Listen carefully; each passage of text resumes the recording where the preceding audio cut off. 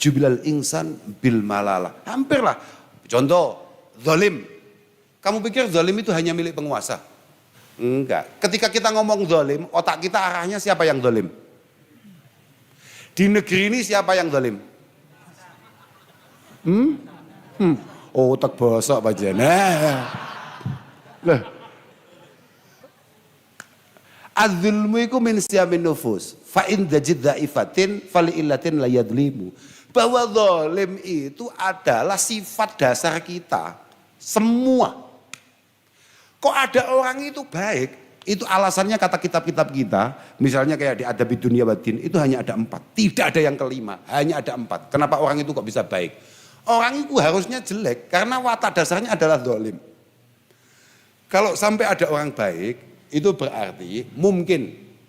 Karena ada keilmuan yang menuntun setiap langkahnya. Ada pengetahuan yang menuntun setiap langkahnya. Dia ngerti bahwa bahagia nggak harus menyakiti yang lain. Yang kedua, karena dia tahu bahwa dia adalah makhluk Tuhan yang maha membalas apapun yang kita lakukan. Kalau baik balasannya baik, kalau buruk balasannya, kesadaran penuh bahwa balasan Tuhan pasti terjadi, entah pada kita atau anak-anak kita, yang membuat dia kemudian mengerem keinginannya untuk zalim kepada yang lain. Yang ketiga, kenapa orang enggak zalim? Karena dia dikepung oleh aturan yang jelas dan tegas. Coba itu lihat Saman. Itu saya melihat kitabnya di Adabid Dunia Waddin. Orang kenapa kok baik? Kok ikut aturan? Saya kata kok ikut. Sebetulnya kalau lampu merah, kamu itu sebetulnya ikhlas gak berhenti? Jujur ya loh. Oh, gak usah angel-angel. Artis paling top siapa sih yang paling dikejar-kejar? Canan misalnya. Misalnya ada tiketnya. Oke. Tiket tinggal 4, kamu itu sekamar berlima. Maka kamu pengen daftar yang tidak ikut apa pengen menyingkirkan satu yang kamu anggap gak asik? Saya kabel ini, kita gak paham gue. Kita gak paham awakmu. Oke ya. Siapa tadi? Mas Denny Caknan. Oke, tiketnya tinggal 4. Kamu sekamar berlima. Oke, kamu akan langsung otaknya langsung. Oke, saya enggak usah. Nanti saya nunggu di depan aja. Wong saya lihat di YouTube juga bisa. Santai aja, berangkat toh aman-aman. Apa kamu kemudian bikin satu koalisi untuk menyingkirkan satu yang enggak asik di pertemanan itu? Yang mana ini coba? Enggak, ini ngomongkan otak saja. Kenyataannya enggak penting. Tapi otak kita, paham Bray? Oke ya, bikin satu koalisi kan? Ah, itu biasa. Tadi ada berapa? 3 yang saya sebutkan ya. Yang terakhir apa? Kenapa ada orang enggak zalim? Kenapa ada orang baik? Murni karena enggak mampu. Kalau kamu jadi Sinuwun Hamengkubuwono, lampu merah berhenti enggak kamu? Nek kowe sing dadi. Kita enggak usah ngomongkan beliau, kamu yang jadi. Wes gak usah angel-angel nyapa dadi beliaunya. Wes dadi mantune ngono tok. Mandek kok gak lampu abang. Berhenti ndak tuh? Walhasil kesimpulannya yang busuk itu pemerintah apa kita juga ikut busuk? Artinya apa? Kita kenapa hari ini belum busuk? Belum sempat aja. Kesempatannya belum. Karena keempat-empatnya tadi kebetulan pemerintah nggak begitu punya, itulah yang menyebabkan kemudian keilmuan, ambuh-ambuhan kuy. Takut Tuhan, ambuh-ambuhan kuy.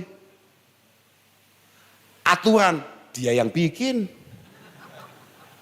Terakhir, nggak mampu, super mampu.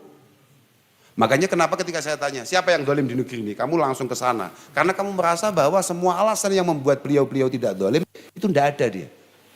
Paham Rawe? Padahal kamu saat sama lupa, ketika 4-4-nya ini kamu nggak punya juga, kamu super zalim.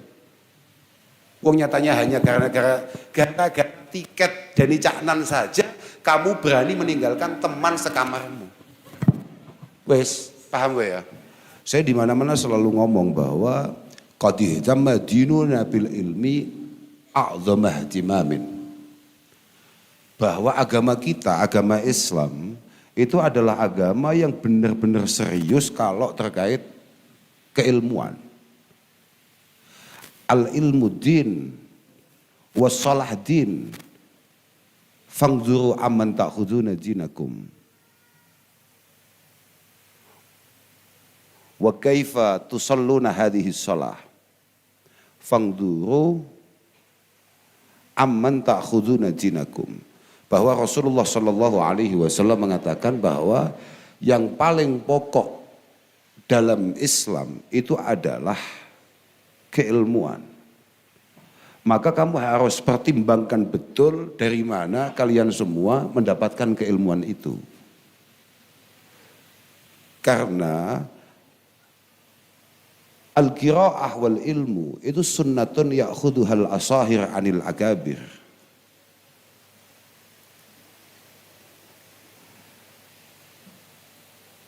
Bahwa Al-Quran sebagai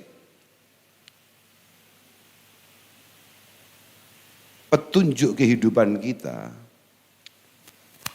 baik yang lampau hari ini ataupun besok yang akan kita hadapi, dan segala macam kandungannya, itu murni hanya sunnatun ya'khuduhal asahir anil akabir.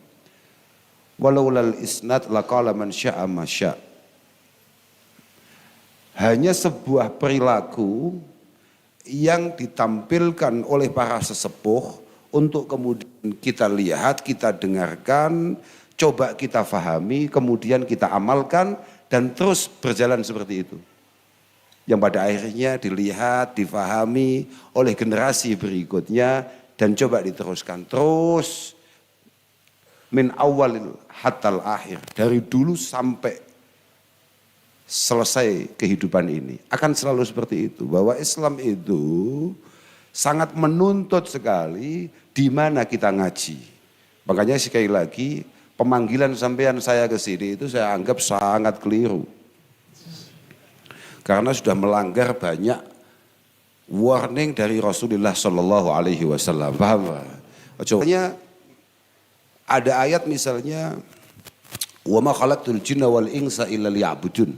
Oke, kita semua sepakat bahwa agama ini kayaknya Qur'annya hanya mengatakan wa ma khalaqtul jinna wal insa illa liya'budun. Kita semua diciptakan semata-mata hanya untuk, cuma di dalamnya terkandung pertanyaan, wa kaifa na'budu rabbana wa nahnu jahilun. Bagaimana kemudian kita bisa beribadah dengan benar dan baik sesuai yang diperintahkan oleh Allah kalau kita tolol. Itu masalahnya, paham gak? Maka keilmuan disepakati oleh para ulama bahwa ini adalah sesuatu yang paling penting. Makanya Rasulullah mengatakan dalam riwayat Al-Imam Abi Hurairah, mereka sebutnya rawine supaya sampean kan gak pakai NO. Nah, makanya kak sebut no. Gak. Mumpung iling. Kalau gak iling ya gak butuh nyebut no aku. Mumpung iling aja. Bahwa likulli syai'in imad wa imadu hadha din al-fiqhu. Semua bangunan itu butuh pondasi, butuh tiang. Ini lantai berapa Masjid Ulil Albab ini? 3 lantai. 3 lantai. Butuh pondasi yang kokoh, butuh tiang yang kokoh supaya tidak jadi berita. Tekon ndi mau aku. Wa imadu hadzal din al-fiqhu, bahwa pondasi dan juga tiang agama Islam adalah al-fiqhu. Pemahaman kita akan Islam. Seberapa dalam pemahaman kita akan Islam. Innama yakhshallah min ibadihil ulama. Innama yakhshallaha min ibadihil ulama. Bahwa yang punya kemampuan untuk membangun rasa takwa, rasa takut kepada Allah semata-mata hanya yang ngerti-ngerti saja. Bedakan kita, kenal teman kita, kenal sesama kita dengan kenal Tuhan atau bahkan Rasulullah atau hanya Rasulullah Shallallahu Alaihi Wasallam. Kita ini kalau kenal orang, misalnya saya dengan Pak Dekan, Pak Asmuni, sungkan saya karena belum kenal. Ketemunya baru ini tadi. Semakin saya kenal, semakin saya biasa, semakin saya akrab, semakin tipis kesungkanan itu. Kayak tadi husnudon yang dibangun Kiai Asmuni ke saya, itu juga karena nggak kenal saja. Semakin kenal dia semakin ngerti. Oh ternyata anak ini ya biasa-biasa saja. Akhir-akhir begitu. Beda. Semakin kita kenal dengan Allah atau dengan Rasulullah Shallallahu Alaihi Wasallam, maka rasa takut kita, rasa sungkan kita itu akan sangat bertambah dan bertambah. Itu beda nih. Saya ingin nih, ada nggak di sini senior atau bahkan dosen atau bahkan di atas itu kemudian menikah dengan mahasiswinya? Ada nggak yang berjodoh begitu? Seniornya dapat juniornya misalnya atau dulu dosennya kemudian dapat siswinya begitu, ada enggak? Ada. Coba tanya saja, itu walaupun dulu di kelas sangat semena-mena dosennya, itu kalau sudah menjadi pasangannya habis itu.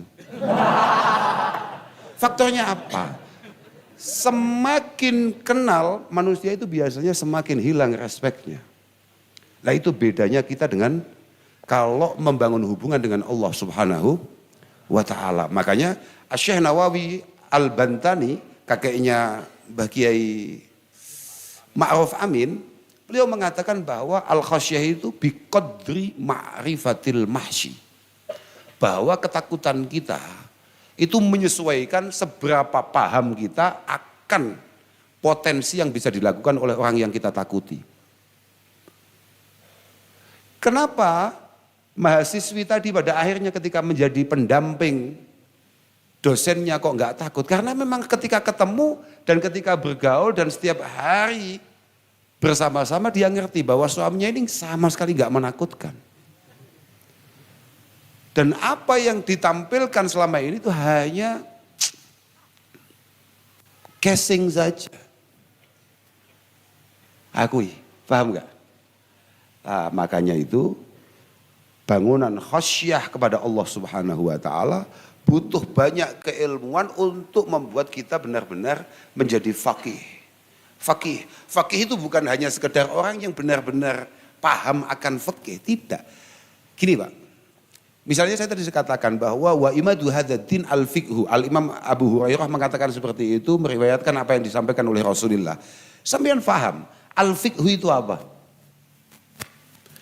Al-fiqhu itu adalah, ini bukan kok saya menggurui, tidak. Saya ngerti kalau kamu jauh lebih ilmiah daripada saya ngerti. Cuman kok kayak ingkar begitu sama saya. Enggak ada hubungan itu.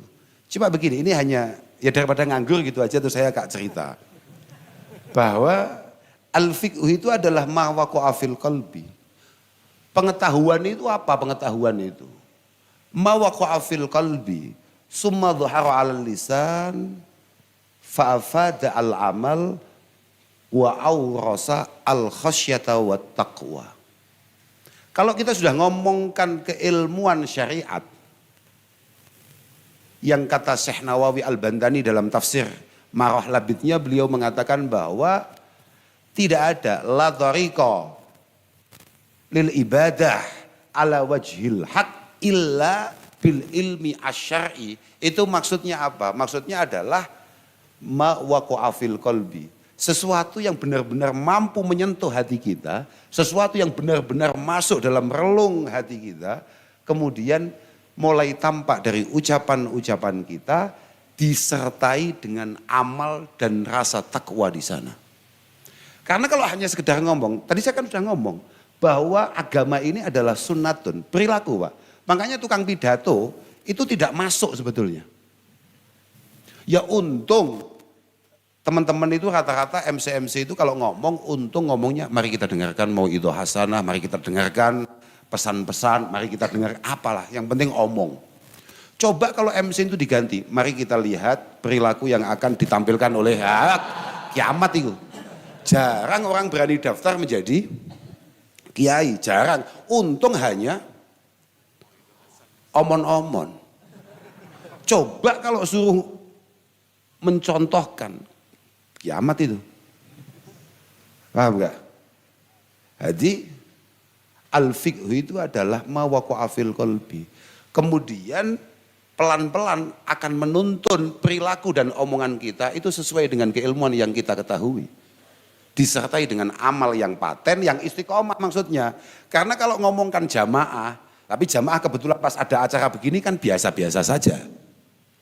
Tapi kalau terus jamaah, nah maksudnya fa'afadal amal itu adalah amal sing fihi istiqamah. Yang mana di situ ada satu ada satu istimrar, ada satu kontinuitas di situ. Kemudian yang baku wa'aurasa al-khasyah wat taqwa. Dan memastikan bahwa tidak hanya di depan kamera, tidak hanya di depan orang, bahwa kita memiliki satu kesungkanan, rasa rikuh dengan Allah Subhanahu wa Ta'ala. Tapi yo santai ae, pancen dadi wong apik iku abot, paling penake kaya awakmu kadang apik, kadang piye ngono. Tapi engko apik neh, wis malah penak kuwi, wis umume. Wong-wong sing butuh-butuh syafaate Mbah Kanjeng Nabi lah kira-kira begitu. Nah itu, bagus itu. Karena memang orang-orang yang modelnya masih kayak kita-kita ini, itu mungkin yang dimaksud dengan Rasulullah, inna awwala ma yurfa'u min hadhil ummah itu adalah al-khusyu' wal wara' wal amanah wal ulfah. Yang pertama kali hilang dari karakter umat Rasulullah Muhammad sallallahu alaihi wasallam itu apa coba? Al-khusyu'. Khusyuk itu biasanya dipakai oleh orang-orang itu ketika sholat. Karena ketika sholat harapannya ini jauh lebih mudah membuat kita sadar bahwa kita sedang bermunajah, mukalamah, muhadasah dengan Allah Subhanahu wa Ta'ala. Sedang berbincang-bincang dengan Tuhan. Itu lebih mudah untuk khusyuk. Maka ditarik ke sana. Padahal sebetulnya al-khusyuk itu adalah kesadaran penuh bahwa setiap kedipan mata kita, setiap langkah kita, setiap perjalanan otak busuk kita, itu semua dalam pengawasan Allah Subhanahu wa Ta'ala. Wah, itu angel, Pak. Angel. Wong misale ada orang ngutil, kamu tahu ngutil enggak? Apa ya bahasa Indonesia nih? Ya enggak, nyolong kan gede toh. Kita ini kan punya lugat-lugat sendiri toh untuk itu. Ngutil itu enggak sepiro lah. Gini. Ya nyolong korek misalnya ya. Iya gak? Ketika kita ngambil korek teman kita tanpa CCTV, kita akan tegas, wallahi gak jibu aku. Gak roh aku, asli. Gak aku ndelok ning CCTV. Oh iya, lali aku. Lah ngono, paham gak? Nah, ketika kita butuh CCTV untuk membuat kita kembali baik, itu berarti kita agak sedikit kehilangan al-khusyuk. Gak boleh ini. Ketika kita butuh beberapa orang menjadi saksi akan kelakuan kita, itu berarti kita pelan-pelan sudah mulai kehilangan al-khusyuk. Bahwa sering kita tidak sadar bahwa CCTV Tuhan tidak pernah berhenti untuk mengawasi kita. Lah itu maksudnya, paham gak gue? Kemudian al-wara. Al-wara itu adalah satu kehati-hatian. Kalau dalam bahasa Inggris namanya sanoe. Kalau saya ambil ini, kok sanoe? Paham sanoe gak? Jangan-jangan maksudnya paham gak? Jangan-jangan ini syubhah. Jangan-jangan ini tidak baik. Jangan-jangan ini tidak benar. Kalau saya ambil kerjaan ini, jangan-jangan mengantarkan saya ke tempat yang tidak benar. Jangan-jangan.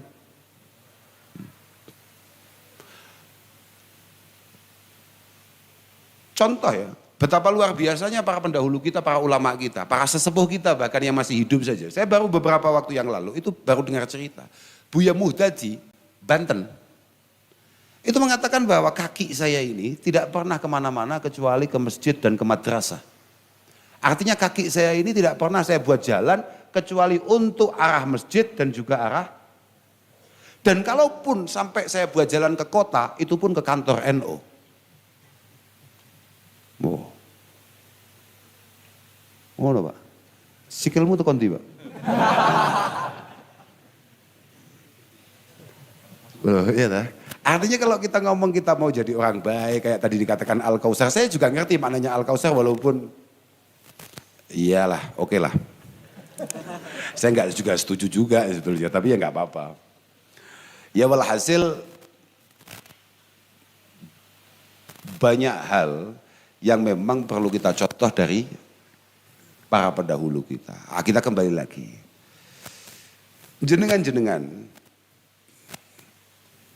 mestinya tahu bahwa apa yang hari ini panjenengan perjuangkan, keilmuan yang hari ini panjenengan geluti, ini adalah sesuatu hal yang memang luar biasa.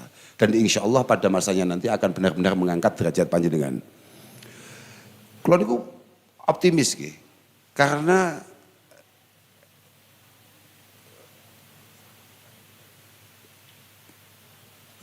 saya itu dari kecil sudah pernah dengar al ilmu itu yarfa'u buyutan la imadalaha.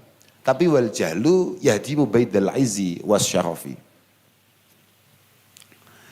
Saman pernah dengar nasab dan hasab apa tidak?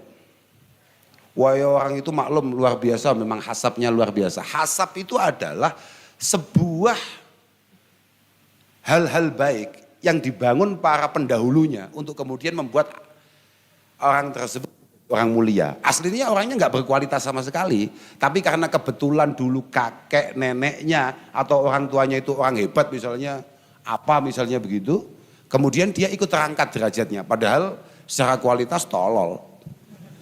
Artinya kalau dia sama-sama berangkat dari nol yang benar-benar nol, karena nol itu tidak sama. Nolnya siapa? Ayo, orang nggak boleh nggak bersyukur kayak tadi, syukur los tanpa batas. La yukhsa wala yuntaha. Jenengan tadi bilang begitu Pak ya? Loh, aku diomongin pisan nih, ilang aku awakmu diomongin bendino ketok ya kawaduh awakmu. Kita ndak boleh nggak bersyukur. Nol, nolnya siapa? Sudah, nggak usah kasih contoh orang lain. Nolnya saya misalnya, nggak sama nolnya jenengan.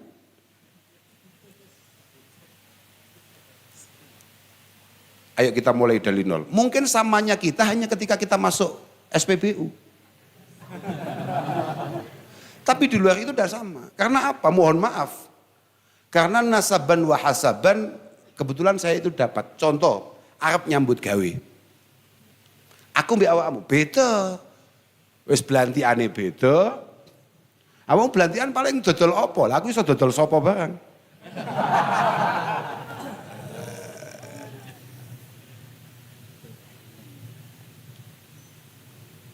Saya masih ingat dulu ketika saya belajar kerja.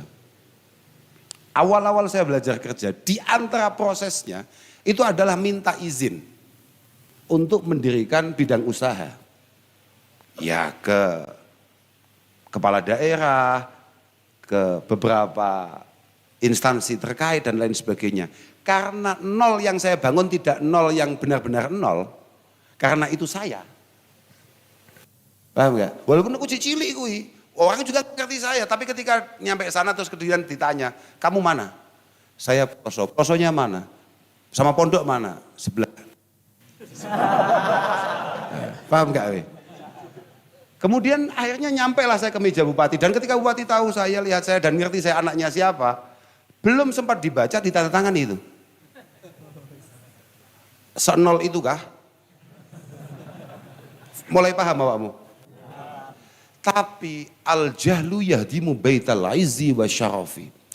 Kalau kemudian saya tidak mau mengembangkan atau tidak mau berkembang, tidak mampu meningkatkan apa yang seharusnya saya tingkatkan, maka keistimewaan ini hanya pungges kalau dalam bahasa Jawa Timurnya, kalau di sini mungkin hanya selesai di era saya, dan itu tidak akan pernah dirasakan oleh anak-anak saya, keturunan-keturunan saya, atau bahkan teman-teman saya. Seman mulai paham kok? Mudeng ya? Tapi wal ilmu yarfa'u baital izzi wa sarafi. Bisa jadi kamu sekian tahun bersusah payah, habis-habisan untuk membangun nasab dan hasab.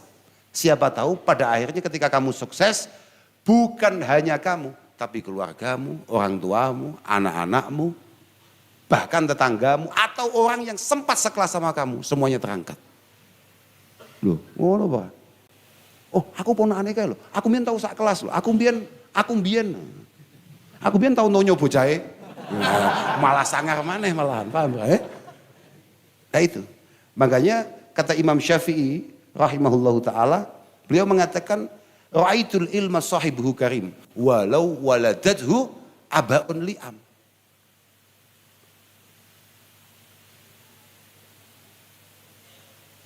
Coba bayangkan, al ilmu itu iso ngono kuwi. Sahibuhu karim. Sahibuhu karim. Ilmu itu apa? Ilmu itu apa? Coba bahwa ayat wala ikra bismi rabbikal akram alladzi allama bil qalam. Coba sama lihat di beberapa tafsir itu. Ayat ini fi hadhil ayah amrun lin nabiy sallallahu alaihi wasallam wa kulli fardin min ummatihi ayyaqra'a wa yata'allama ma lahu aw li ghairihi naf'un fi dunyahu wa dinihi. Ayat ini adalah sebuah kebanggaan luar biasa bagaimana ayat pertama adalah alladzi khalaqal insan. Ya kan? Iqra bismi rabbikal ladzi khalaq khalaqal insana. Coba Tuhan mengenalkan zatnya pertama kali itu dengan sang pencipta. Artinya apa? Butuh satu pemahaman, aku yang menciptakan kalian semua, aku yang mengadakan kalian semua dari ketiadaan, aku yang akan mengembalikan kalian semua, aku yang memberi kalian ini. Dan ternyata pemberian pertamanya apa? Pengetahuan bahwa kamu harus sadar akan itu semua. Keilmuan pertama. Kemudian disusul Al-Akram. Al-Akram adalah yang paling dermawan. Paling dermawan, Allah Ta'ala nyifati dermawan itu dengan apa? Berbagi keilmuan. Allama bil qalam. Allamal insana ma lam ya'lam. Ayat ini, kata para mufassir, beliau mengatakan bahwa ini adalah sebuah perintah untuk Rasulullah dan semua umatnya untuk kemudian membaca dan belajar apapun yang kira-kira bermanfaat untuknya atau yang lain. Baik untuk urusan hal-hal yang bersifat dunyawiyah, apalagi urusan ukhrawiyah. Karena aslu kulli fasadin fid dunya wal akhirah inama huwa al-jahlu. Fajtahid fi izalatihi. Bahwa kegagalan kita dalam semua hal itu urusannya hanya karena pekok. Asli, mergo bodoh. Dan orang pinter banget itu sebetulnya enggak ada. Aku enggak percaya orang pinter. Aku enggak percaya, wong seneng. Al-insan itu idza ahabba syai'an itu mesti habis-habisan. Orang itu, sudah gini. Sini Malioboro itu jauh enggak? Berapa kilo? Ada 10 kilo lebih kan? Lebih kan? Coba. Kalau suruh jalan ke sana malas enggak? Tapi kalau kemudian ada anak satu fakultas yang sangat kamu sukai dan kemudian ngajak jalan kamu ke sana, kamu siap enggak? Menjadi sulit apa menjadi mudah dan biasa-biasa saja bahkan menyenangkan? Saya tak kayak balen ini. Moro kowe sing gak wani nyopo, kamu yang dari kemarin gak berani nyapa, tahu-tahu kamu di WA, kamu besok nganggur enggak? Longgar enggak? Selalu longgar apa tidak? Oke, perintah. Bukan tidak hanya ngomongkan longgarnya, langsung perintah. Apa perintahnya? Enggak, aku kok pengen jalan, katanya jalan itu sangat menyehatkan. Ayo kita jalan mulai UI sampai Malioboro. Oke. Yang biasanya subuh 9:30. Artinya apa? Bahwa sebetulnya sampean itu bukan gak pinter, memang gak pengen. Dan orang-orang pinter itu kebetulan dia menemukan titik keindahan dalam apa yang ia geluti.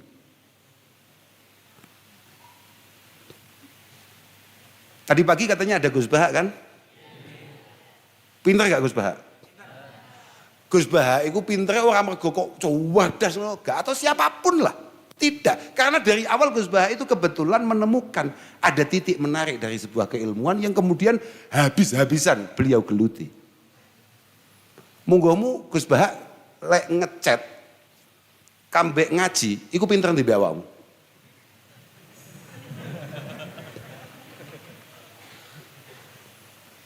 Artinya apa?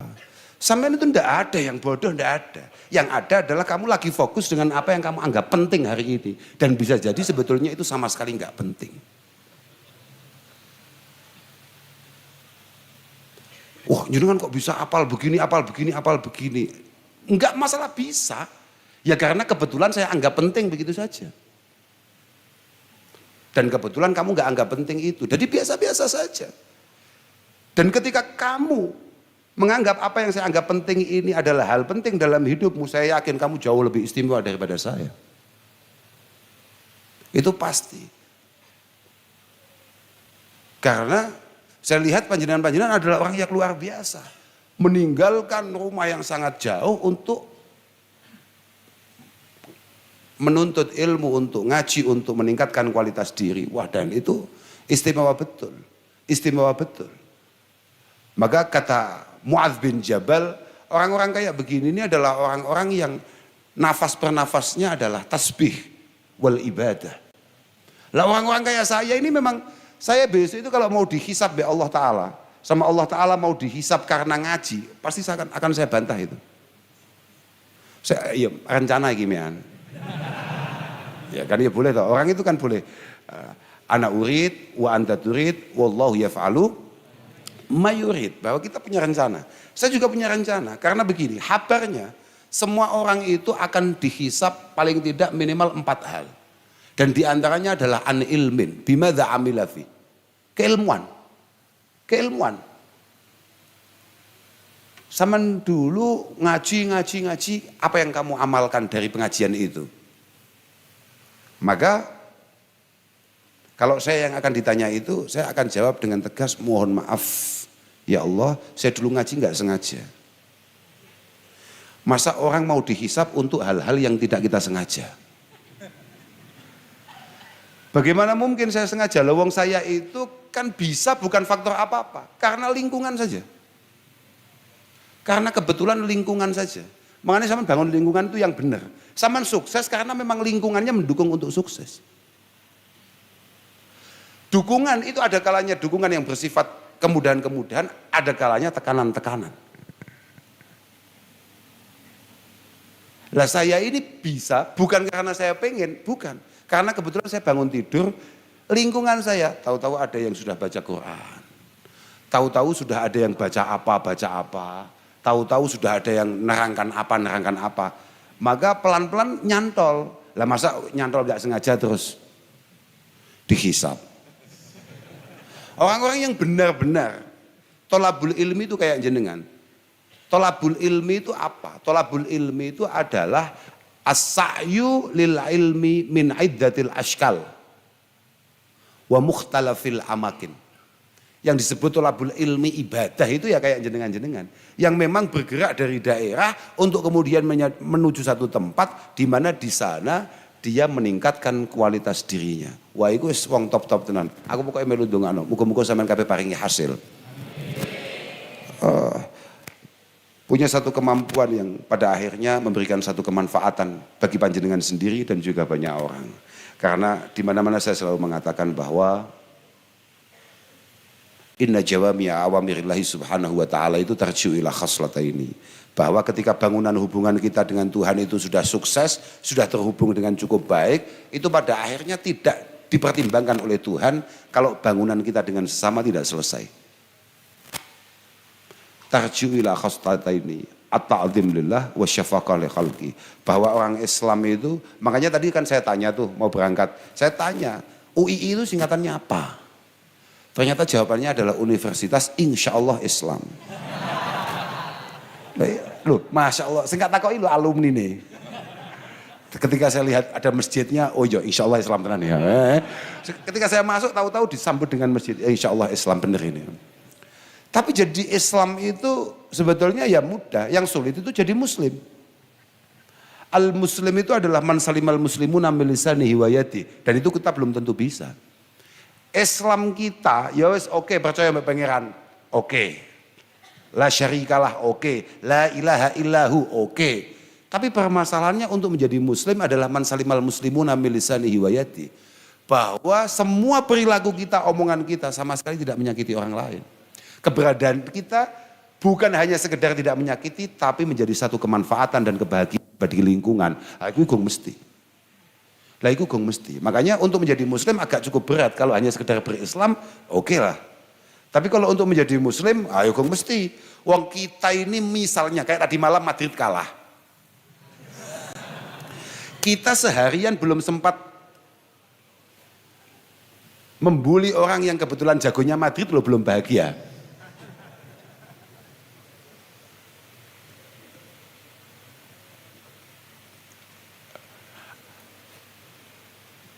Kita ngopi atau kita makan 10 menit, 7 menitnya tidak sempat ngomongin orang, itu masakan apapun terasa hambar. Membuat kenyamanan kita kurang dalam proses makan siang tadi. Itu kita, masih kayak begitu itu, paham gak?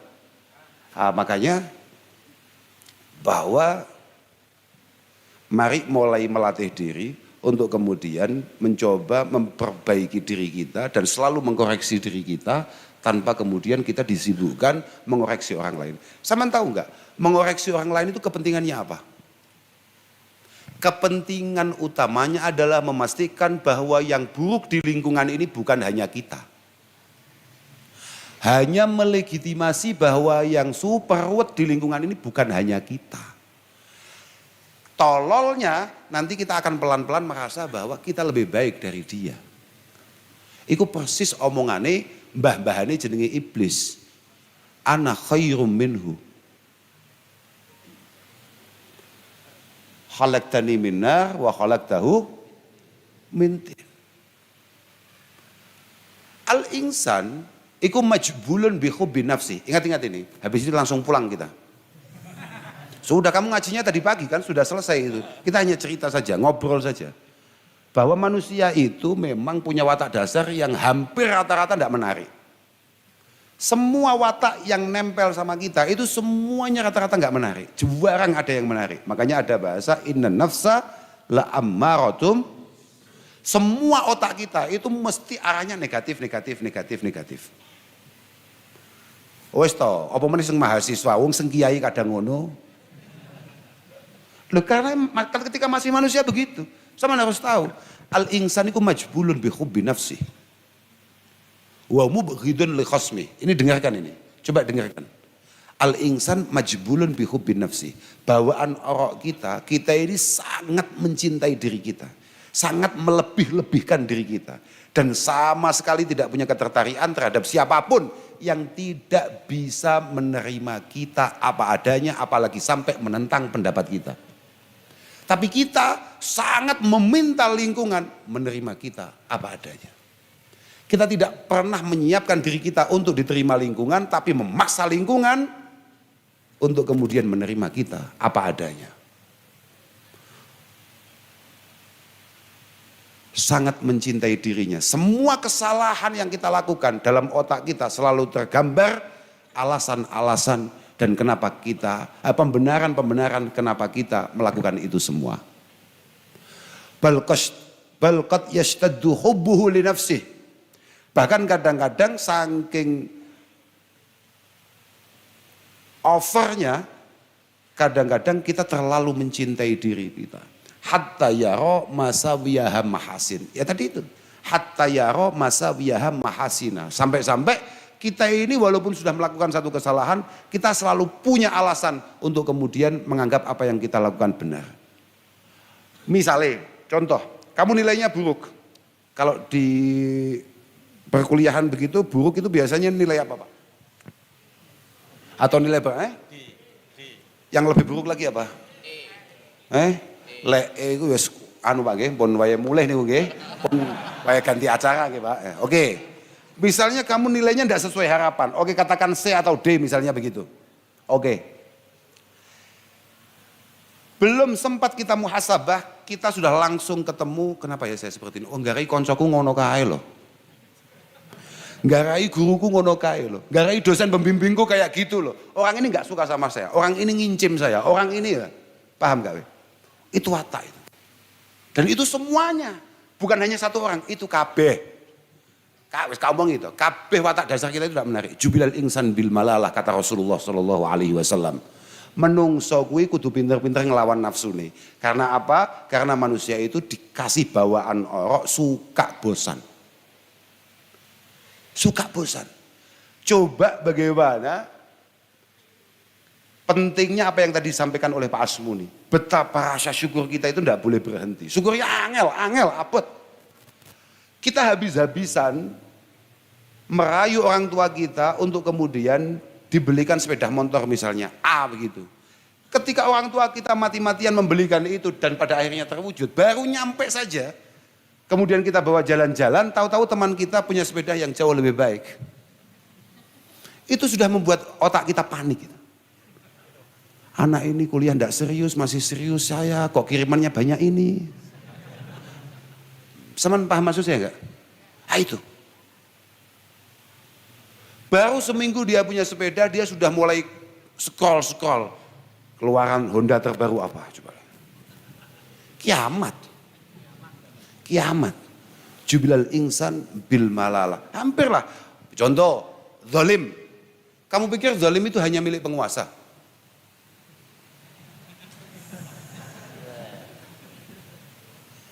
Enggak. Ketika kita ngomong zalim, otak kita arahnya siapa yang zalim? Di negeri ini siapa yang zalim? Otak bosok Pak Jana. Loh. Az-zulmu iku min siyamin nufus. Fa in dajid dha'ifatin fali illatin la yadlimu. Bahwa zalim itu adalah sifat dasar kita. Semua. Kok ada orang itu baik? Itu alasannya kata kitab-kitab kita. Misalnya kayak di Adabi Dunia Waddin itu hanya ada 4. Tidak ada yang kelima. Hanya ada 4. Kenapa orang itu kok bisa baik? Orang itu harusnya jelek. Karena watak dasarnya adalah zalim. Kalau sampai ada orang baik. Itu berarti mungkin karena ada keilmuan yang menuntun setiap langkahnya. Ada pengetahuan yang menuntun setiap langkahnya. Dia ngerti bahwa bahagia nggak harus menyakiti yang lain. Yang kedua, karena dia tahu bahwa dia adalah makhluk Tuhan yang maha membalas apapun yang kita lakukan. Kalau baik balasannya baik, kalau buruk balasannya, kesadaran penuh bahwa balasan Tuhan pasti terjadi, entah pada kita atau anak-anak kita, yang membuat dia kemudian mengerem keinginannya untuk zalim kepada yang lain. Yang ketiga, kenapa orang enggak zalim? Karena dia dikepung oleh aturan yang jelas dan tegas. Coba itu lihat Saman. Itu Saman lihat kitabnya di Adabi Dunia Waddin. Orang kenapa kok baik? Kok ikut aturan? Saya kata kok ikut. Sebetulnya kalau lampu merah, kamu itu sebetulnya ikhlas gak berhenti? Jujur ya loh. Oh, gak usah angel-angel. Biasanya di sini kalau perayaan ulang tahun kampus biasanya bulan apa, Pak? Oh, kalau ini gratis ya kalau itu ya, bukan yang kelihatan bayar. Oke, Jogja mengadakan konser apa misalnya yang paling istimewa. Artis paling top siapa sih yang paling dikejar-kejar? Canan misalnya. Misalnya ada tiketnya. Oke, tiket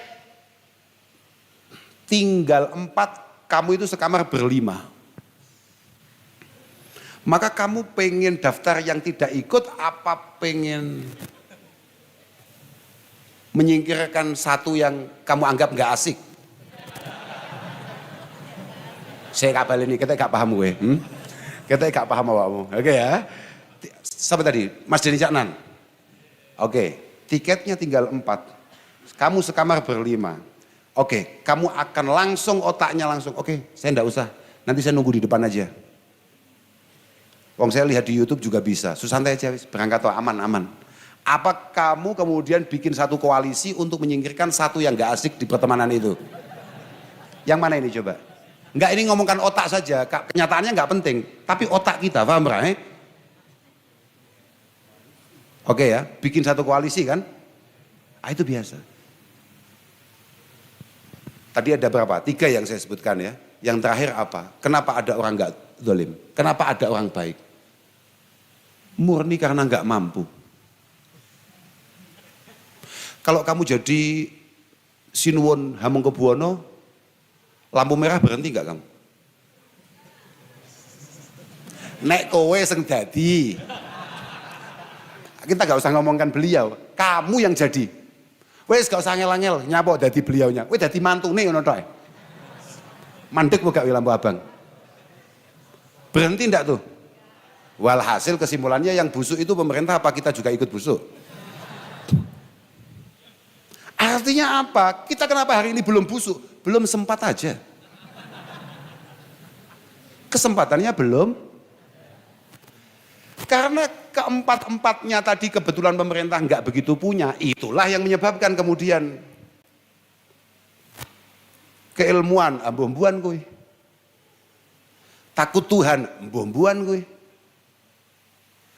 Aturan, dia yang bikin. Terakhir, nggak mampu, super mampu. Makanya kenapa ketika saya tanya, siapa yang dolim di negeri ini? Kamu langsung ke sana. Karena kamu merasa bahwa semua alasan yang membuat beliau-beliau tidak dolim, itu tidak ada dia. Paham Rawe? Padahal kamu saat sama lupa, ketika empat-empatnya ini kamu nggak punya juga, kamu super dolim. Wong nyatanya hanya gara-gara tiket Dani Caknan saja, kamu berani meninggalkan teman sekamarmu. Wes, paham gue ya? Oke ya, makanya belajar yang benar. Moga-moga sampean selalu mendapatkan taufik hidayah inayah dari Allah Subhanahu wa taala.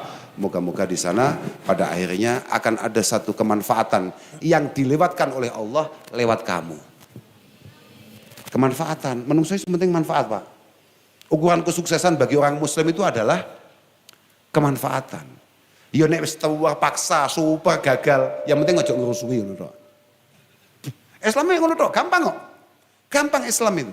Kayak beberapa waktu yang lalu saya cerita bahwa Kanjeng Nabi itu gampang.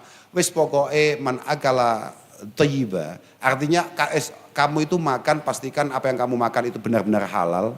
Kemudian kamu pelan-pelan pengen mengikuti sunnah Rasulullah Shallallahu Alaihi Wasallam. Dan semua langkah kamu tidak ada niatan untuk menindas menyakiti orang lain. Surga. Gampang. Surga. Ngoten Bu. Jenengan ini cukup nindas garwane ngoten pun cekap. Jangan kemana-mana. Sudah itu sudah cukup. Sudah cukup itu. Surga. Gampang. Makanya bapak-bapak ning dinti saya selalu cerita. Sampean-sampean itu jangan terlalu pede kalau ibu-ibu itu kemudian ketika sampean meninggal nangis.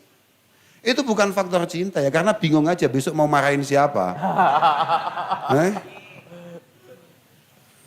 Oke ya, jadi terus jangan sekali-kali merasa puas dengan capaian apapun yang ada. Mangqala innalil ilmi ghayah faqad bakhasahu haqqah. Siapapun yang merasa bahwa keilmuan ini ada endingnya, sudahlah. Orang sehebat Gus Bah tadi, itu kalau sudah mulai tidak belajar, selesai Pak. Siapapun. Di antara penyakitnya, orang yang dikenal orang yang kemudian akhirnya dipanggil-panggil kayak saya, itu adalah minimnya waktu belajar. Dan semakin minim belajarnya, maka semakin tolol dia. Sebagaimana orang pintar tidak bisa ditutup, orang pekok juga tidak bisa ditutup kepekoannya. Paham, Aman? Bodoh itu tidak bisa ditutup, kayak orang pintar. Kayak tadi Pak, saya kan matur kan ke teman-teman alumni di hadapan jenengan kan. Illam yasharka ilmuka falatajid lil insanin ilmaka yakbaluhu. Artinya kalau kamu sendiri sebagai para santri kemudian tidak mampu menampilkan apa yang harusnya kamu tampilkan sebagai seorang santri, maka tidak akan pernah ada orang tertarik untuk mesantren, untuk mondok, untuk ngaji. Itu kabeh tergantung awakmu. Pun pokoke donga dinonga muga-muga aman kabeh, muga-muga lancar kabeh. Moga-moga sampean selalu diberi kemudahan. Keluarga sampean juga masih diberi kesempatan untuk terus mendampingi sampean semua. Saya pikir itu yang bisa saya sampaikan. Saya terima kasih sekali kepada teman-teman UI. Mohon ini adalah yang pertama dan terakhir. Eh, dan iya Pak, saya mohon maaf banyak kurang-kurangnya, banyak enggak tepatnya, ya pokoknya ya moga-moga jadi silaturahim yang diterima oleh Allah Subhanahu wa taala. Akhiran wal afu minkum. Wassalamualaikum. Apa Pak? Oh, tanya jawab takut apa Pak? Oh iya iya, ngono ngarep salam lho Pak, gak oleh. Iki lho, padahal mau ngomong Qori'e. Qori'e tadi ngomong apa? Wa idza khatabahumul jahiluna qalu Qori'e. Kowe ilang gak ngono iku? Cak wendo awakmu. Aku sing kudune kuliah itu tuh awakmu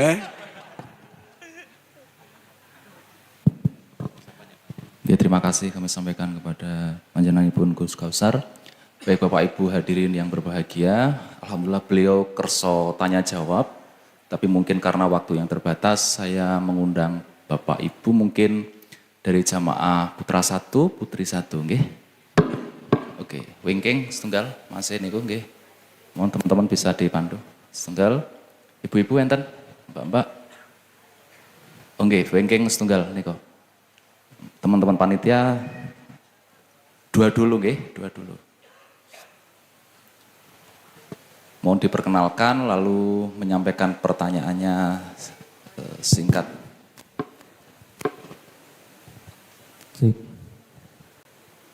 Assalamualaikum warahmatullahi wabarakatuh. Saya Bima Helwin Hamada dari Fakultas Ilmu Agama Islam. Saya ingin bertanya Gus sama Pak Asmuni juga, tapi pertanyaannya insya Allah cuma kecil-kecil. Gitu. Pertanyaan untuk Gus Kausar. Apakah boleh Gus ketika saya mengartikan apa yang disabdakan oleh Nabi Muhammad SAW, la taqumus sa'ah hatta yataqarrabal zaman. Apakah boleh saya mengartikan waktu berjalan lebih cepat itu salah satunya berupa AI Gus, atau artificial intelligence, atau kecerdasan buatan yang pertumbuhannya sangat masif saat ini. Karena memang judulnya temanya era digital ya, jadi saya tanya seperti itu Gus. Yang kedua untuk Pak Asmuni. Pak Asmuni, mohon maaf Pak, kita aja.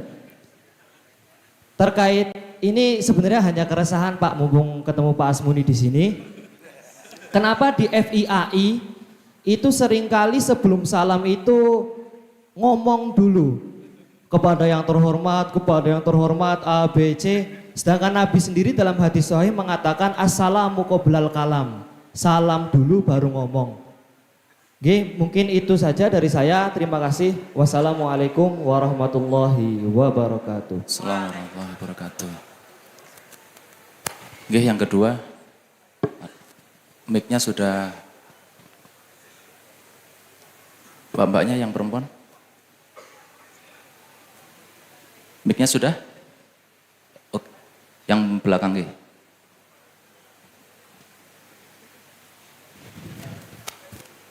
Monggo langsung.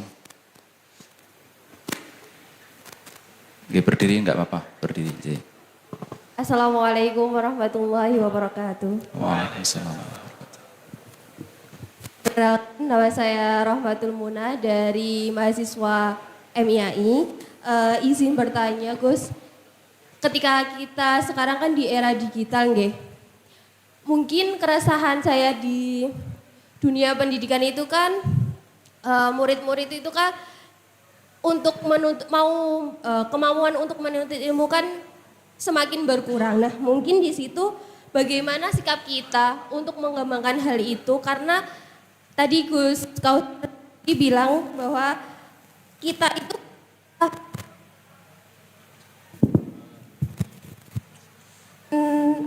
memperbarui lingkungan itu, misalnya keluarga kita menjadi terangkat dan lain-lainnya seperti itu. Nah, kedua kalinya kita kan sudah mengetahui bahwa di dasi ilmu kan kita sebagai pendidik harus mengubah cara pikir peserta didik untuk selalu berpikir kritis.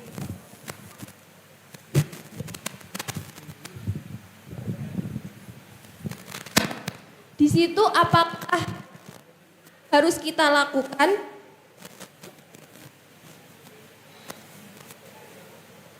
untuk memotivasi untuk memotivasi peserta didik agar jauh lebih semangat lagi untuk belajar seperti itu. Terima kasih, Gus.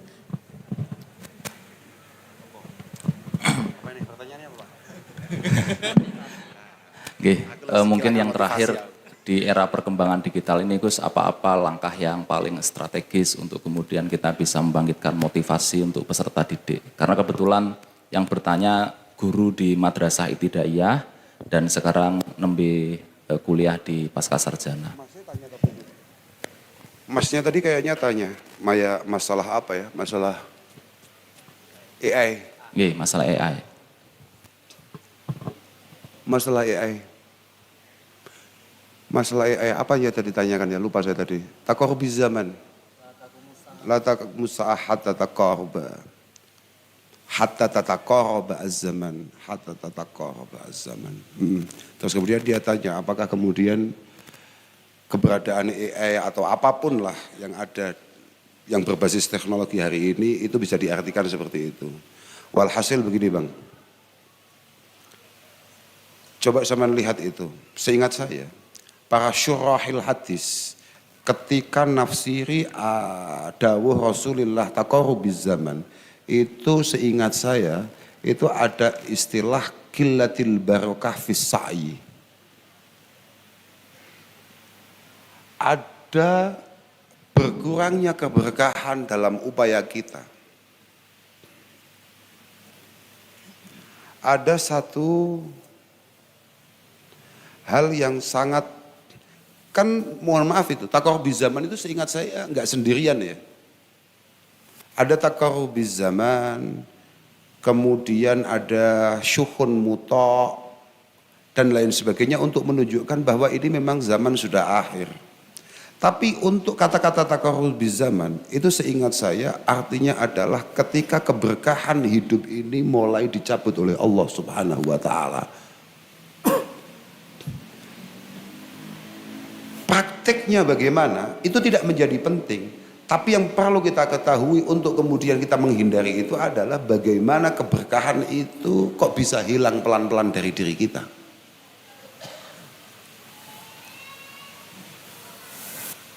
Contoh, misalnya kayak dulu, bagaimana tidak berkah dan bagaimana tidak berkembang seseorang ketika hanya untuk memastikan satu hadis itu sahih atau tidak, dia harus bergerak berjalan mulai Mesir sampai Iran.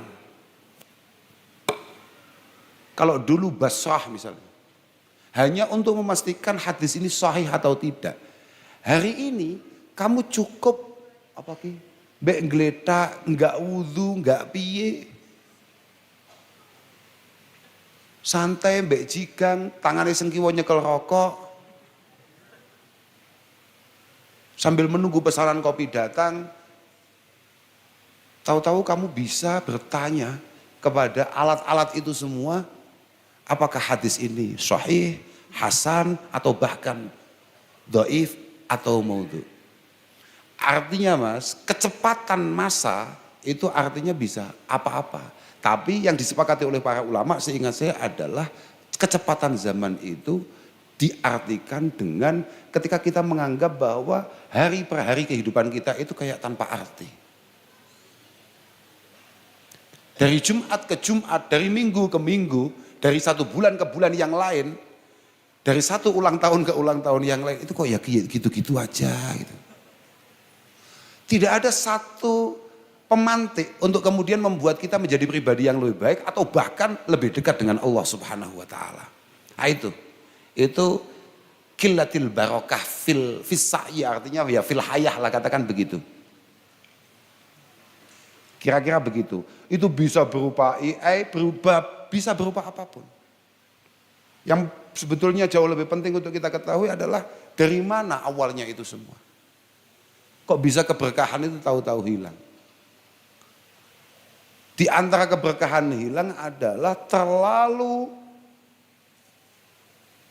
gampangnya kita meninggalkan apa yang diwajibkan, difardukan oleh Allah Subhanahu wa taala. Mohon maaf nih.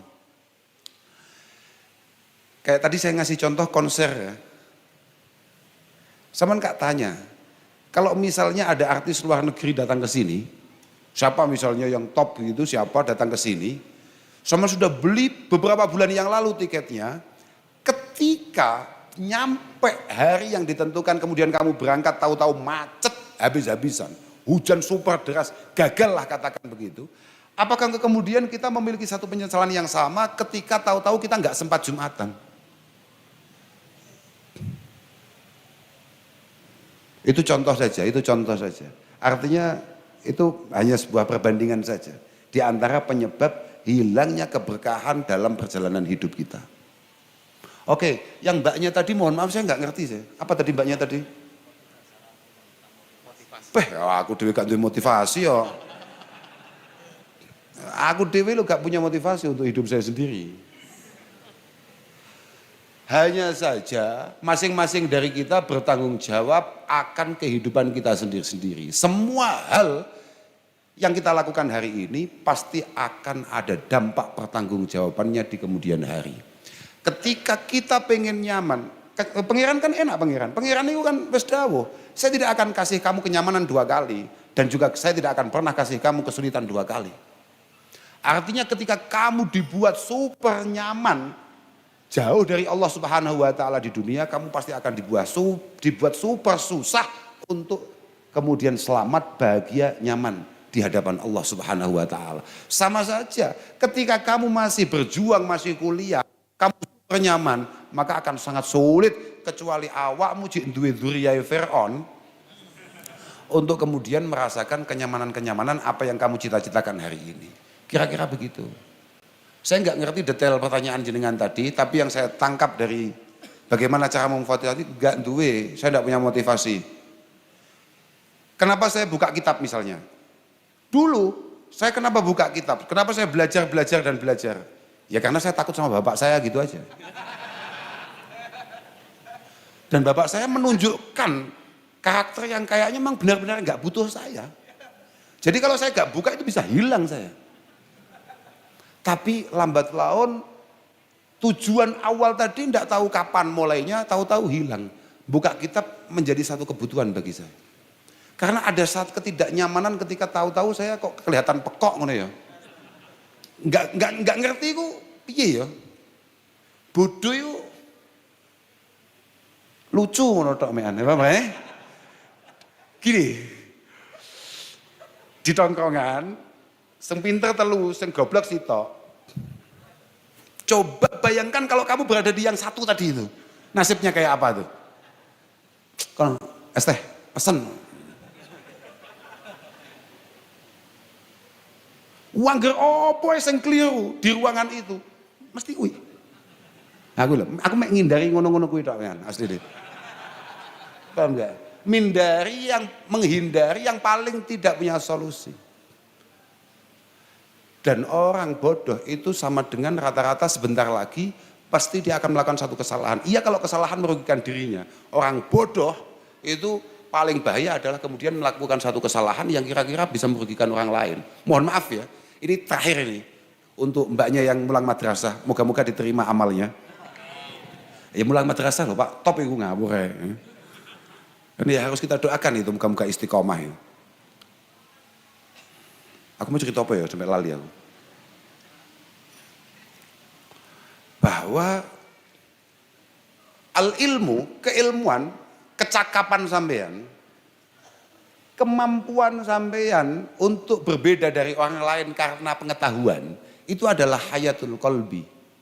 Wa miftahul basair minadz zulmi. Yang tadi dikatakan Pak Asmuni minal abtar ilal kausar. Tadi sengaja umis lali kuwi. Gitu Pak, jenengan dawuh ngoten nggih, minal abtar ilal kausar. Mboten lali kula. Oke ya. Bahwa kecakapan itu adalah hayatul qalbi. Kemampuan yang membuat kita tenang dalam situasi apapun, bahkan ketika kita sendirian.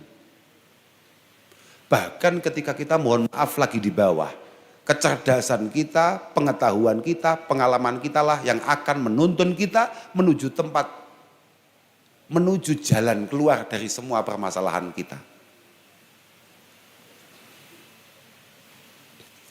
Tidak hanya itu, memang dikatakan oleh Imam Nawawi bahwa orang itu kalau punya pembeda dari sisi pengetahuan itu pasti kayak tadi yang didawuhkan oleh Pak Dekan yang sebentar lagi mau menjawab pertanyaan terakhirnya masnya tadi itu.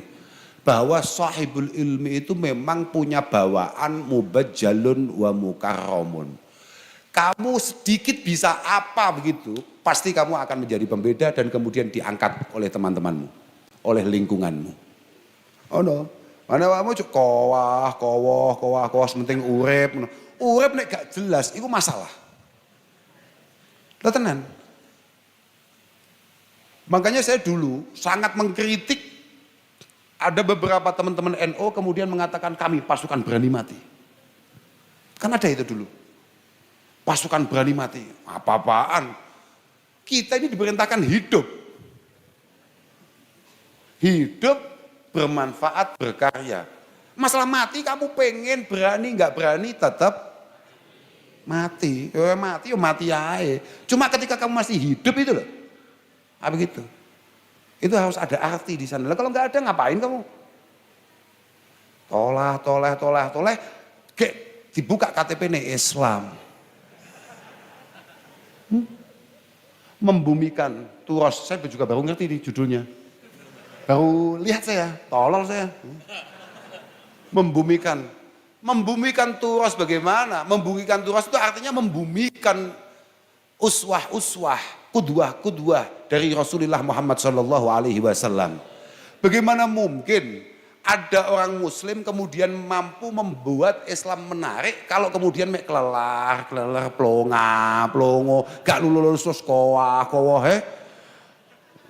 wis sekian tahun gak lulus panggah neng kono wae kayak alasannya panggah kula niku termasuk Pak alladzina qalu rabbunallah tsumastaqamu dengan alasan konsisten dan istiqomah gak lulus itu tolol panjenengane muslim model apa kayak gitu itu ndak ada. Rasulullah ndak gitu. Rasulullah itu belum apa-apa, itu harapannya sudah luar biasa. Rasulullah belum mampu menguasai Mekah yang hanya segitu saja. Rasulullah itu udah di depan banyak orang sudah pidato, saya akan kuasai Romawi. Mekah belum selesai, beliau sudah bercita-cita menguasai Rum. Saya akan kuasai Persia. Ya ditertawakan oleh banyak orang hari ini. Siapa yang ditertawakan oleh teman-temannya? Saya yakin banyak. Tapi pada saatnya nanti kamu harus mampu membuat teman-temanmu ikut tertawa bersama-sama. Ngono, ojo bales. Aku pokoknya kudu sukses. Pi amrih koncoku sok gak isin-isin gak ngono kuwi. Mental opo ngono angel. Wallahu fi aunil abdi maka nal abdu fi auni akhihi. Selama mental kita adalah untuk banyak orang, maka Allah akan banyak waktu untuk kamu. Ngono, mesti kuwi. Nyapa sebabnya para kiai-kiai hidupnya agak sedikit lebih mudah karena dari awal apa yang ia pelajari memang untuk dirinya dan banyak orang. Apa yang ia perjuangkan bukan hanya untuk dirinya tapi untuk banyak orang. Coba lihat para pejuang kita. Itulah yang membuat pada akhirnya beliau-beliau mendapatkan kemudahan dari Allah Subhanahu wa taala. Ngoten sembuh mau sapa sing takok, Pak jenengan badhe njen jawab, Pak. Niku lho. Panjenengan yang jawab. Sing takok jenengan, Pak. Lan takoki pakai dijawab di fakultas. Apa iku? Takoki apa tuh mau? Salam. Iku wis bener iku. Awakmu aja aneh-aneh takokmu iku. Gini. Adabani Rabbi fa ahsana ta'dibi. Summa amarani bimakarimil akhlak wa qala khudil afwa wa a'rid 'anil jahilin. Pak Dekan tidak mau menjawab. Aku langsung kelingan kuwi. Tidak semua pertanyaan harus dijawab juga. Dan tidak semua orang harus ditangkepi, paham Pak? Loh gini, saman kan anak-anak berpendidikan semua nih, jagoan-jagoan ini. Calon Indonesia masih awakmu. Mamang toh Bagaimana mungkin kita akan mewujudkan apa yang dicita-citakan oleh Bapak Presiden Prabowo Subianto kalau kemudian kamu sendiri ragu akan kemampuan dirimu? Yakin ngono lho, Bro. Oke, itu kita yang akan jawab. Ngono lho, nyapa tok bingung awakmu. Ya wong mesti teko kono lah dhewe. Siapa yang akan jamin hidup kita sampai 2045? Enggak ada. Santai ayo. Bismillah ngono tok ae. Kata Rasulullah, saya ini istimewa. Kenapa istimewa? Karena yang didik saya itu langsung Tuhan. Dan di antara pendidikan itu adalah selalu memiliki makarimil akhlak, kemudian pintar tok gak cukup loh Pak. Pintar tok gak cukup. Kata Sayyidina Umar, kunu latakunu min jababiratil ulama. Kamu jangan sampai menjadi orang-orang pintar tapi sakarepe dhewe. Tidak punya kemampuan untuk membumikan apa yang kamu tahu ini. Falayaku ma'ilmukum bijahlikum. Jangan sampai karena kamu sok pintar, kemudian kamu tidak laku jual. Orang apalagi kita hidup di Jawa, paham Pak? Kemampuan kita untuk beradaptasi dengan orang lain itu penting. Unggah-ungguh itu super. Saman boleh ikut torikonya Mbah Kanjeng Nabi. Terus memiliki budi pekerti yang baik, kayak wong Jogja-Jogja niki, wong Solo Jogja, inci. Tapi gak budal.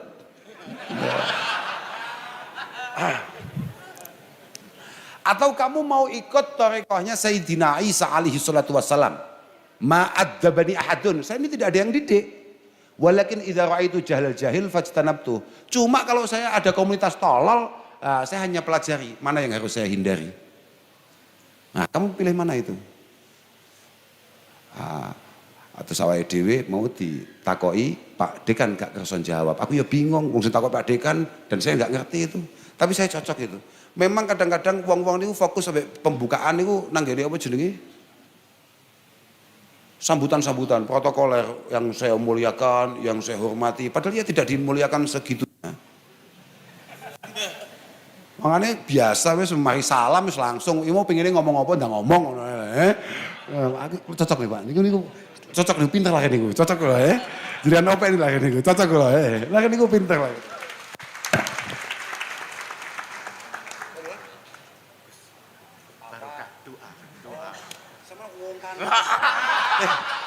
Yakin iki wakil dekanmu iki, saudara Roy ngongkon. Ya enggak ya Pak Roy kayaknya gak ngerti nih aku ini ngomah kiai. Akhirnya nang kene dikongkon. Ya wis gak apa. Pak, sampean masalah, saya gak ngerti nih aku rodok kiai tenan lho Pak. Tadi kongkon. Lah tadi sudah saya doakan toh. Ya yang penting moga-moga semua perjalanan kita ini moga-moga dicatat sebagai pengejauhan tahan perintah Allah Subhanahu wa taala untuk kemudian kita ini terus belajar dan moga-moga ilmu kita benar-benar bermanfaat. Moga-moga Allah Subhanahu wa taala berkenan menakdirkan kita akan kemudahan-kemudahan, akan kesehatan-kesehatan dan semoga Allah Subhanahu wa taala benar-benar membawa kita dalam situasi husnul khatimah di setiap perjalanan perjuangan kita. Kuliahnya husnul khatimah, kehidupannya husnul khatimah, keluarganya husnul khatimah. Moga-moga semua harapan dan doa kita dikabulkan oleh Allah Subhanahu wa taala. Al-Fatihah.